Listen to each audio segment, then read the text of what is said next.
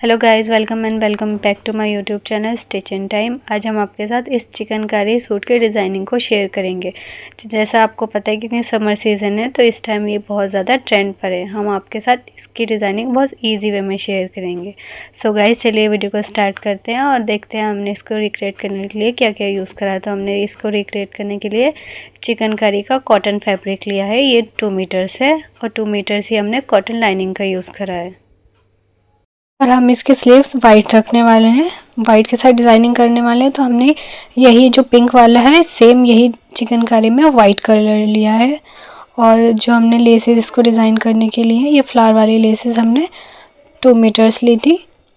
और ये वाली लेस हमने ली है 7.5 मीटर्स वाली लेस हमने ली है। और ये वाली लेस जो हमने ली है वो हमने 4 मीटर्स ली है।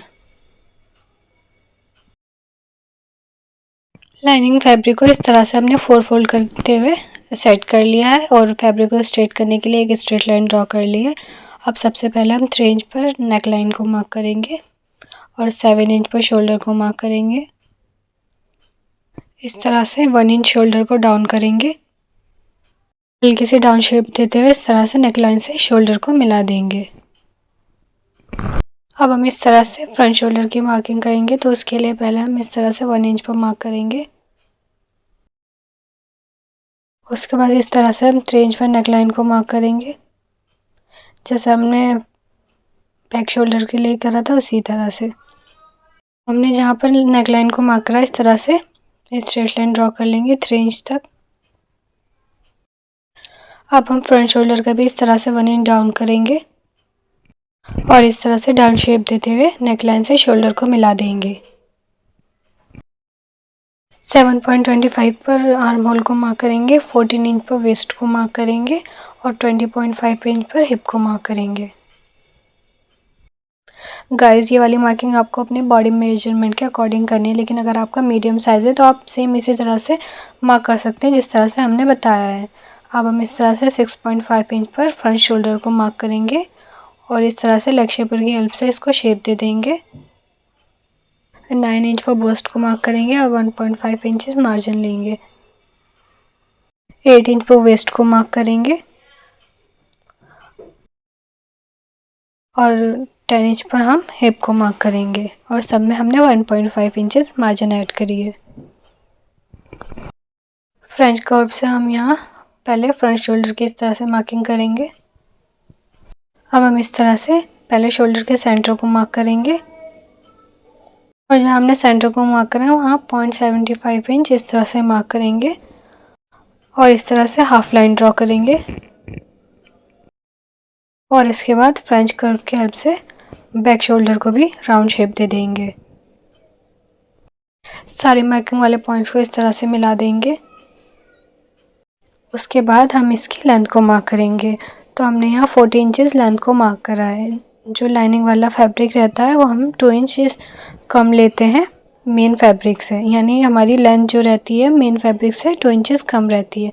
तो हमने इस तरह से 40 इंचेस पर मार्क करा है। हमारे मेन फैब्रिक की लेंथ 42 इंचेस है। अब हम बॉटम को मार्क करेंगे। तो आप बॉटम को मार्क करने के लिए जितना आपने हिप लिया है उतना भी ले सकते हैं। हमने यहाँ 10.5 इंचेस पर मार्क करा है और इस तरह से हिप से बॉटम को इस तरह से मिलाने के बाद मार्किंग वाले पार्ट की कटिंग कर लेंगे।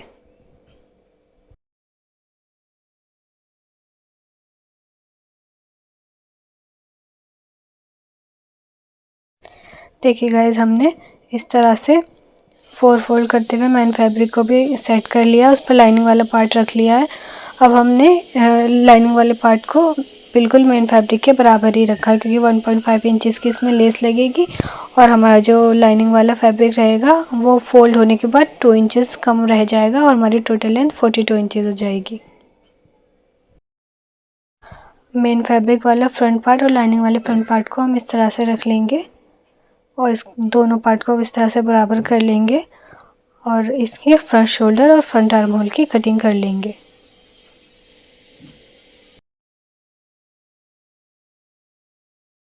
लाइनिंग अटैच करने से पहले इस तरह से हम प्रेस करके सेंटर निकाल लेंगे और 3 इंच पर सेंटर से रखते हुए 3 इंच पर नेक लाइन को मार्क करेंगे और यहाँ पर हाफ इंच मार्क करेंगे क्योंकि हाफ इंच स्लीव्स जॉइन करने में चला जाएगा। अब जितना भी हमने मार्क करा है उसे हम मेजर करेंगे। हमारे यहाँ 3.75 आ रहा है तो उसका सेंटर निकाल लेंगे इस तरह से जैसे हमने दिखाया है।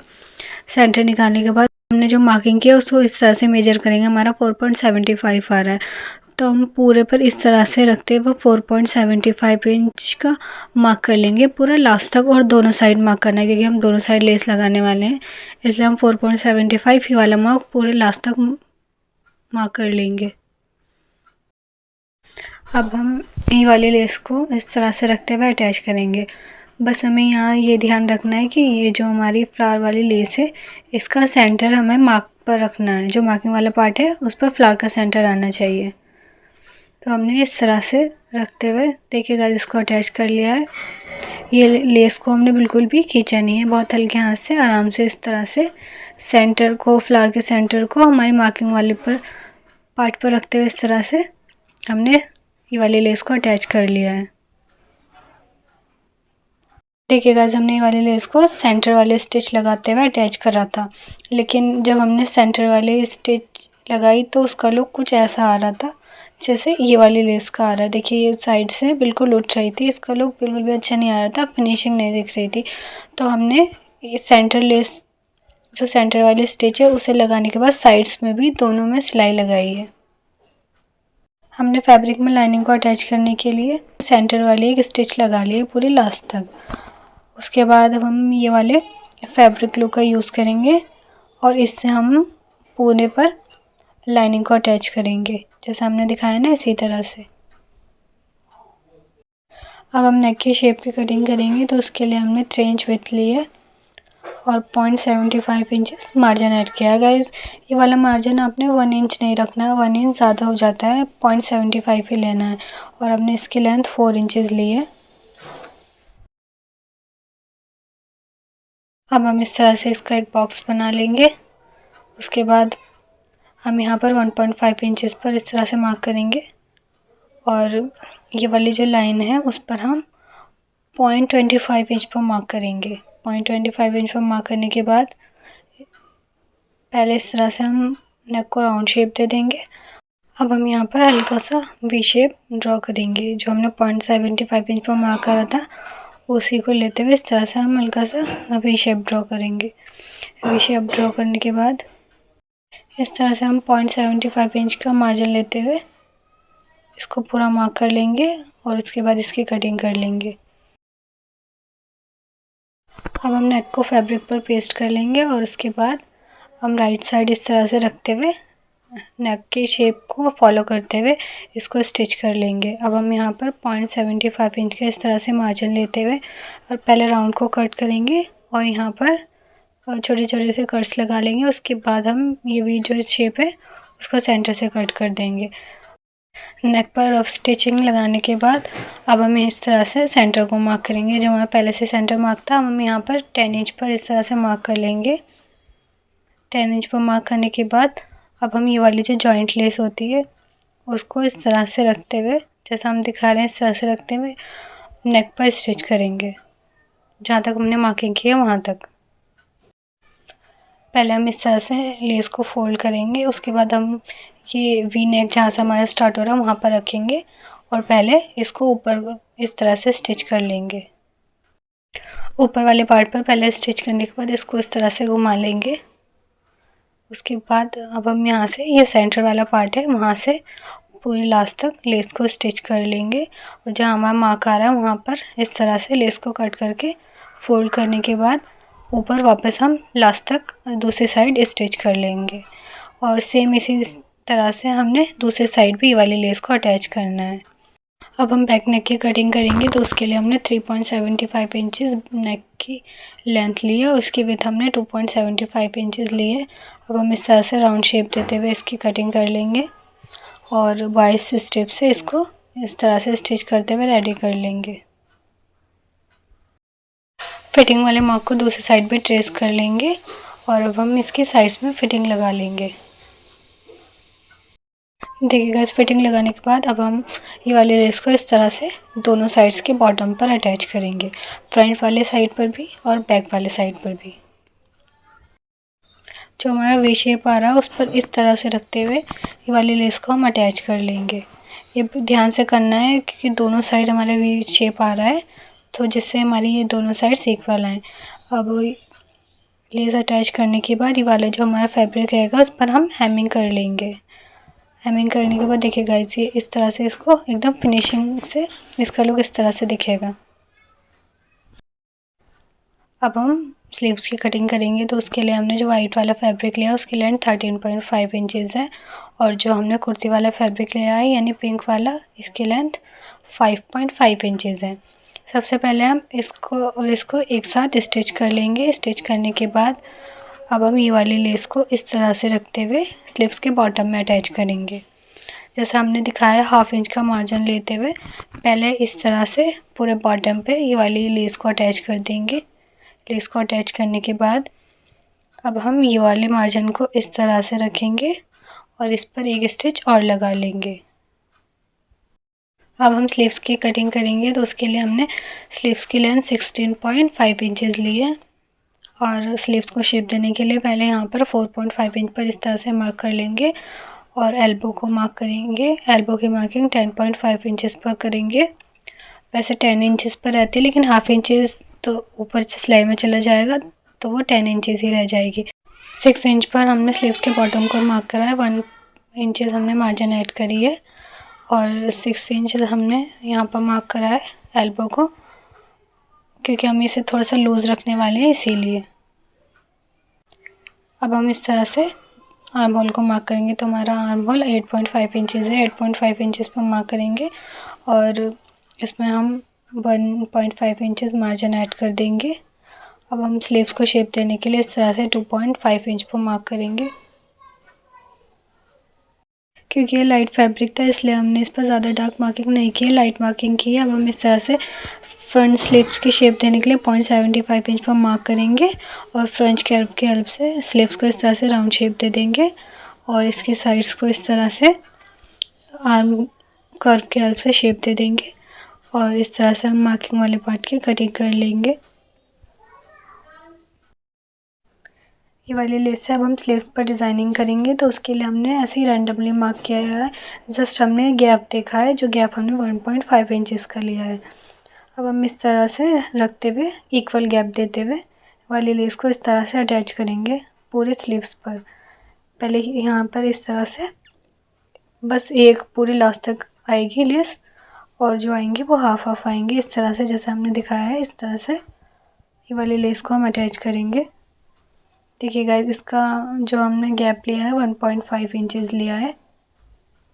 जो हमने हाफ अटैच करनी है लेस, उसको पहले हम इस तरह से रखते हुए दोनों साइड्स को स्टिच कर लेंगे और उसको ऐसे ही रहने देंगे। उसके बाद हम सेकंड नंबर वाली लेस को इस तरह से लास्ट तक अटैच कर लेंगे। देखिए गाइस, दोनों लेस को हमने अटैच कर लिया है। उसके बाद हम ये वाली लेस को इस तरह से रखते हुए अटैच करेंगे। तो उसके लिए हमने बॉटम वाली जो लेस थी उसकी हल्की से सिलाई को ओपन कर लिया है। उसके बाद अब हम ये वाली लेस को इस तरह से, जैसे हमने दिखाया है, लास्ट तक स्टिच कर लेंगे। देखिएगा, इस तरह से हम इसको यहाँ पर अंदर डाल लेंगे और उसके बाद इसको दोनों साइड्स को स्टिच कर देंगे। अब हम ये लास्ट वाली लेस को इस तरह से रखते हुए अटैच कर लेंगे। तो उसके लिए भी हमने बॉटम वाली लेस को थोड़ा सा ओपन करा था। उसके बाद ये वाली लेस को अटैच करने के बाद हमने बॉटम वाली लेस को वापस इस तरह से अटैच कर लिया है। अब हम ये वाली लेस को यहाँ पर रखते हुए इस तरह से अटैच करेंगे। तो पहले हम ये वाली लेस को पूरी लास्ट तक यहाँ पर तो स्टिच कर लेंगे। जब हम दूसरे साइड को स्टिच करेंगे तो इस तरह से लेस को अंदर रखते हुए जो भी एक्स्ट्रा आ रही होगी उसको एक्स्ट्रा कट कर देंगे, और उसके बाद उसके लास्ट वाली जो साइड की सिलाई है उसको भी लगा लेंगे। इसी तरह से हमने दूसरी स्लीव्स में भी लेस को अटैच करते हुए स्लीव्स को रेडी कर लिया है। अब हम प्लाजो के बॉटम की डिज़ाइनिंग करेंगे। तो उसके लिए हमने 2 मीटर्स कॉटन फैब्रिक लिया है। ये कॉटन फैब्रिक लेने के बाद हमने इसमें से एक स्ट्रिप कटिंग कर ली है, जिसकी लेंथ हमने 3 इंचेस ली है। जो फैब्रिक जो है इसकी विड्थ हमने 14.5 इंचेस ली है। 2 मीटर्स फैब्रिक में से हमने पहले ये 14.5 इंचेस के विड्थ वाले 2 पार्ट्स निकाल लिए, और जो एक्स्ट्रा फैब्रिक था उसे हमने निकाल दिया। अब हमने ये जो कुर्ती वाला हमारा फैब्रिक है उसकी स्ट्रिप भी हमने ये 2 ली हैं, जिसकी लेंथ भी हमने 3 इंचेस ली है। अब हम ये वाले स्ट्रिप की राइट साइड लेंगे और लेस की रॉन्ग साइड लेते हुए 1/2 इंच का मार्जिन लेते हुए इसमें ये वाली लेस को इस तरह से अटैच करना है। देखिए गाइस, जैसे हमने दिखाया है इस तरह से पूरे लास्ट तक इसको अटैच कर लेना है। अटैच करने के बाद जो हमने वाइट वाली स्ट्रिप ली थी उसके साथ इसको इस तरह से जॉइन करते हुए ये वाली लेस को अटैच कर लेना है। और जो वाइट वाला फैब्रिक है उस पर भी हमने ये वाली लेस को इस तरह से 1/2 इंच का मार्जिन लेते हुए अटैच कर लेना है। देखिए गाइस, इस तरह से अटैच हो जाएगा। अब हमने इसमें ये वाला पिंक वाला फैब्रिक लेस के साथ इस तरह से अटैच करना है। देखिए गाइस, इस तरह से वापस हम ये वाली लेस को अटैच करते हुए पिंक वाले फैब्रिक से जॉइन कर लेंगे। उसके बाद हमने ये जो पिंक वाली स्ट्रिप है उस पर इस तरह से ये वाली लेस को, जैसे हमने स्लीव्स में लगाया था उसी तरह से ये वाली लेस को हमने अटैच करना है। देखिए गाइस, हमारा नीचे बॉटम वाला पार्ट रेडी हो जाएगा।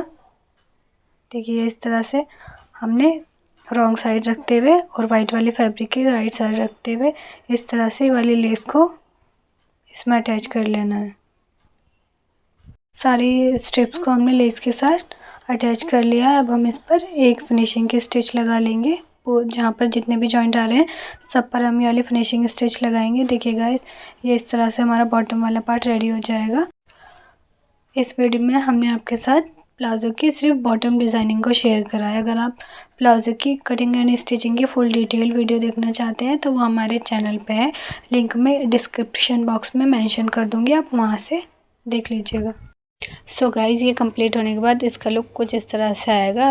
आई होप आपको ये वीडियो पसंद आई होगी। अगर वीडियो पसंद आई तो प्लीज़ वीडियो को लाइक करें, इस वीडियो को अपने फ्रेंड्स के साथ शेयर करें और कमेंट करके बताएं कि आपको ये डिज़ाइन कैसा लगा है। अगर आपको कुछ समझ में नहीं आया तो वो भी आप कमेंट करके पूछें, मैं पूरी कोशिश करूँगी रिप्लाई करने की। और अगर आपने अभी तक चैनल को सब्सक्राइब नहीं करा है तो प्लीज़ चैनल को सब्सक्राइब करें, क्योंकि मैं इसी तरह की ट्रेंडिंग वीडियोज़ लाती रहती हूँ। मिलते हैं नेक्स्ट वीडियो में। अपना बहुत ज़्यादा ख्याल रखिएगा, मुझे दुआ में याद रखिएगा।